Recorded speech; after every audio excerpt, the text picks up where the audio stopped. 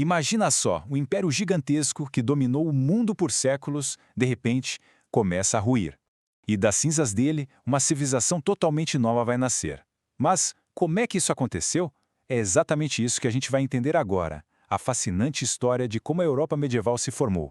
Bom, para começar, vamos dar uma olhada neste mapa aqui. Parece um monte de setas, né? Mas olha, cada uma dessas setas não é só um exército, é um povo inteiro se movendo. É uma convulsão, gente, uma mudança radical que redesenhou completamente o mapa do mundo antigo. É daqui que vai nascer a Europa que a gente conhece hoje.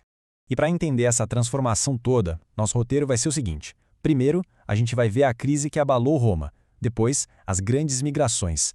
Aí, vamos conhecer melhor os povos germânicos, ver como surgiram os novos reinos e, finalmente, como uma nova sociedade nasceu disso tudo.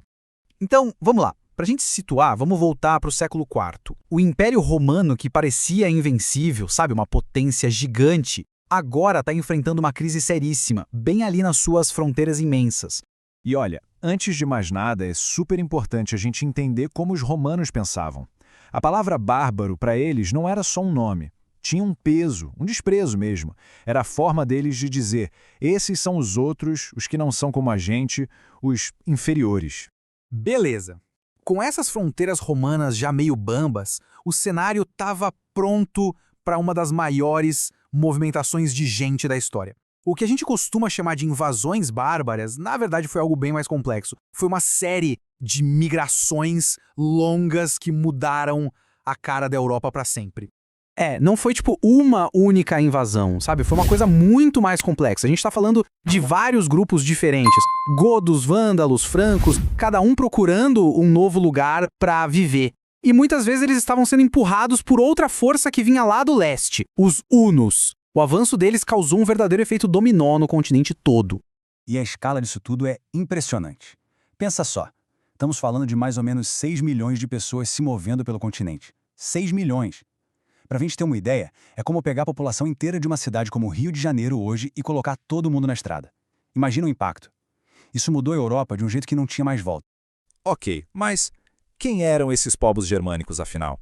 Aqueles que os romanos viam como uma ameaça, como forasteiros. O que definia a cultura deles, o jeito de viver? Aqui a gente vê bem o choque desses dois mundos. De um lado, a sociedade romana, urbana, administrativa, com leis escritas, tudo organizadinho. Do outro, a sociedade germânica, totalmente rural, vivendo em tribos, com leis baseadas nos costumes e liderada por guerreiros. Eram, assim, duas realidades opostas que estavam prestes a se encontrar e se misturar. E a cultura germânica era basicamente construída em cima de dois pilares. A religião, que era politeísta, muito ligada à natureza, e a guerra. A vida girava em torno disso.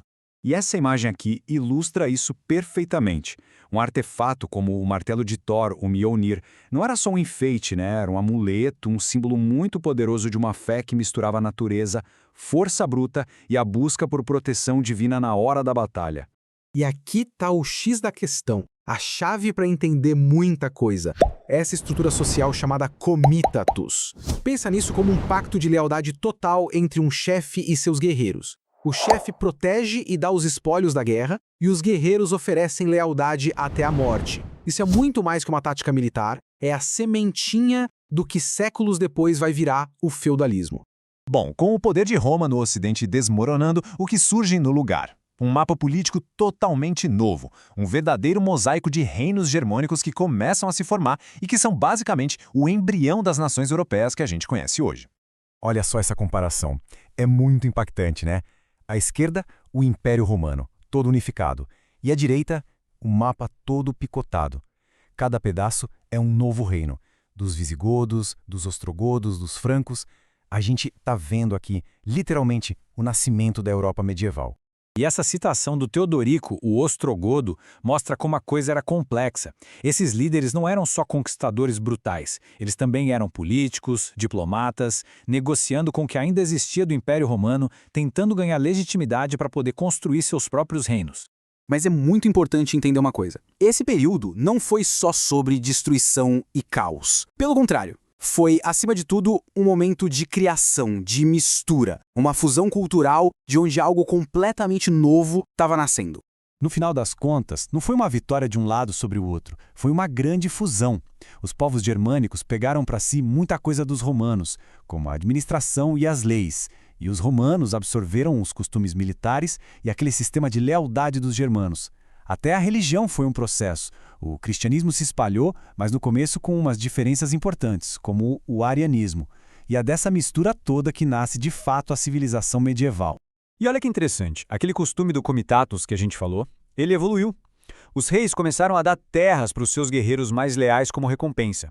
Com o tempo, esses guerreiros viraram senhores de terras poderosos e o poder do rei foi se espalhando, se fragmentando. É daí que vem, direitinho, a base de todo o sistema feudal. E com isso, a gente chega a uma questão fundamental para pensar, né? Como é que aquele laço de lealdade de um guerreiro com seu chefe, uma tradição germânica, acabou se transformando no sistema que definiu a Europa por quase 1000 anos. Entender essa fusão entre o mundo germânico e o que restou de Roma é a chave para a gente desvendar não só a Idade Média, mas no fundo as origens do nosso próprio mundo. Fica a pergunta, que outras sementes do mundo de hoje será que foram plantadas nessa época de tanta transformação?